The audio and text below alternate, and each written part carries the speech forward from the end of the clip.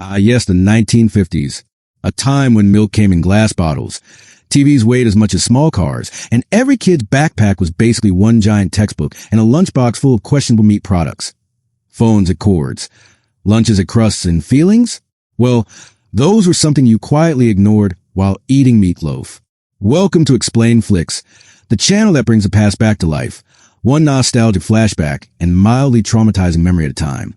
Today, we're diving deep into a regular old-school day in the 1950s, when the pencil sharpeners were bolted to the wall, the desks squeaked like haunted swings, and if you forgot your homework, well, good luck, because the teacher had one eyebrow raise that could make you cry in cursive.no phones. No fidget spinners. No mental health days, just chalk, dust, cold bologna sandwiches, and a prayer you didn't get picked last for kickball SO. If you've ever wondered what it felt like to grow up in a time when recess was survival of the fittest, and school bells sound like a fire alarm having a nervous breakdown that you're in for a treat, grab a snack, rewind your brain to 1954, and hit that subscribe button like it's a chalkboard erase at the end of the day. Don't forget to comment, and ring the bell so you never miss another weird, wonderful walk through American history. Let's get into it. What did a real 1950 school day actually look like? Spoiler, it includes paced eating, discipline sticks, and that one kid who wore a tie every day for no reason. Let's begin. It's 6:30 a.m. Little Timmy is waking up in his twin bed under a wool blanket that doubles as sandpaper. There's no snooze button, only the smell of burnt toast and Folgers brewing downstairs. His mom is already up, hair perfectly rolled, apron on, lipstick applied like she's headed to the Oscars. She greets Timmy with a cheerful rise and shine, sweetie, as she flips pancakes and flips gender roles in one smooth motion. Breakfast isn't optional. Timmy gets bacon, eggs, and a glass of whole milk that could bench press a modern almond milk carton. If you were really lucky, you got grapefruit, because apparently sour citrus was a breakfast flex. Now comes dressing. Corduroy pants, a collared shirt, and combed hair that's been assaulted with enough Brill cream to qualify as a fire hazard. Shoes? Shined. Backpack? Leather satchel. Vibes? Impeccable. At 7:30, the neighborhood kids walk to school. Yes, walk. Rain? Walk. Snow? Walk. Nuclear fallout? Still walk. The school building smells like chalk, floor wax, and generational trauma. The bell rings. A real one, not some gentle chime from an app. Students file in quietly. No hoodies, no headphones, no emotional support water bottles. Just wide eyes and tighter collars. Classroom decor includes a giant American flag, a photo of President Eisenhower watching your every move, and a pull-down map of the world that refuses to go back up once pulled. Desks? Wooden, bolted to the floor. They had a built-in inkwell no one used anymore, but we kept them because tradition. There's one teacher per class, and they are the law. Miss Appleton is a sweet lady until you chew gum in her classroom. Then she becomes Judge Judy with a ruler. The day begins with the Pledge of Allegiance. Every hand over heart. Every voice reciting in eerie unison. It's less of a patriotic ritual and more of a prelude to either learning or being yelled at. Subjects include math, long division with no calculator.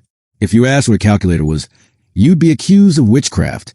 Science, mostly taught with the help of diagrams drawn in chalk and the occasional, let's just hope no one dies during this experiment kind of lesson. English, where you learn to diagram sentences with military precision. Run-on sentence?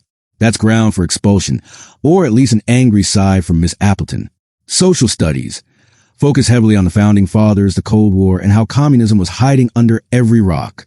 And if you were lucky, you'd get a film strip day, complete with that projector noise that sounded like a dying blender. The film would be something like How to Be a Good Citizen, which basically meant don't ask questions and always tuck in your shirt. Suddenly, the teacher claps her hands and says, "All right, class, time for a duck and cover drill." Oh, yes. In the 1950s, kids were trained to hide from nuclear bombs by diving under their desks like it was to do anything. The drill goes like this. 1. Siren goes off. 2. Everyone ducks under their desk. 3.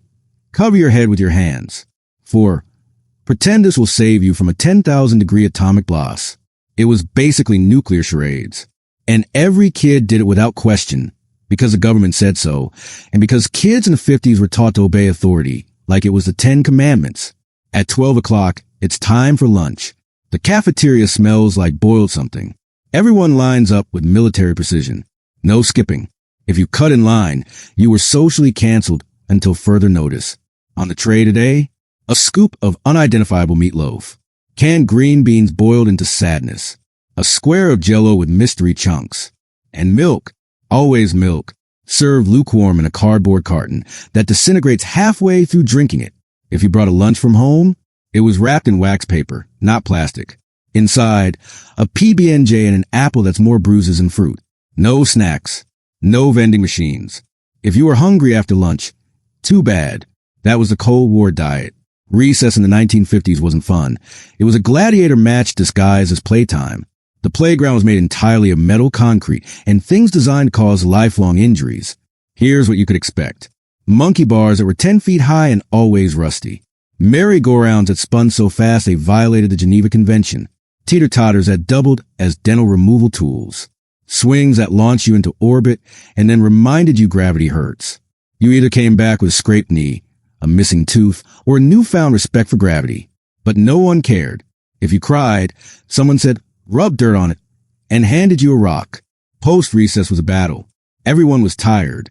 Everyone was cranky. But school wasn't done with you. The next class? Penmanship, cursive, endless cursive.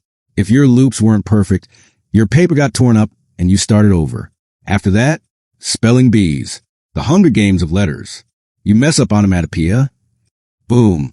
You sit down in shame while the smart kid from the front row steals the glory. And don't forget book reports. Every student reads Johnny Tremaine, whether they like it or not, and you will stand in front of the class and read your report. Even if it's just 5 sentences and one of them is, "I didn't like it." The final bell rings. A chorus of squeaky shoes and wooden chairs echo through the halls. Kids grab their satchels, which are now filled with 8 pounds of homework, because back then, your childhood was not for resting. Assignments include copying multiplication tables, writing 5 paragraphs about George Washington, memorizing the preamble to the Constitution, and asking your parents what communism is, then getting a 40-minute speech about freedom and taxes. You walk home again, no bus, no carpool. Maybe stop by the corner store to buy a soda for 5 cents and a comic book that's now worth $600. Dinner at 5:30 sharp. No phones, no distractions. Just meatloaf, potatoes, and a father who asks, "So what did you learn today?" Like he's the FBI. After dinner, you watch black and white TV. Maybe Leave It to Beaver or The Twilight Zone if your parents are feeling wild. By 8:30, it's bedtime. You lie in bed, staring at the ceiling, wondering if you'll be called on to recite multiplication tables in front of the class again. So yeah, a school day in the 1950s? Strict, weird, kind of terrifying, but also simple, community-driven, full of bizarre charm we secretly miss. No smartphones, no internet, just you, your pencil, your atomic bomb drills, and a metal slide that cooked you like bacon. If you went to school in the 1950s, or just heard wild stories from your parents, let us know in the comments. What do you miss? What should stay buried in the past? Don't forget to like, subscribe, and hit the bell. Because here at Explain Flix, we make sure history never stays boring.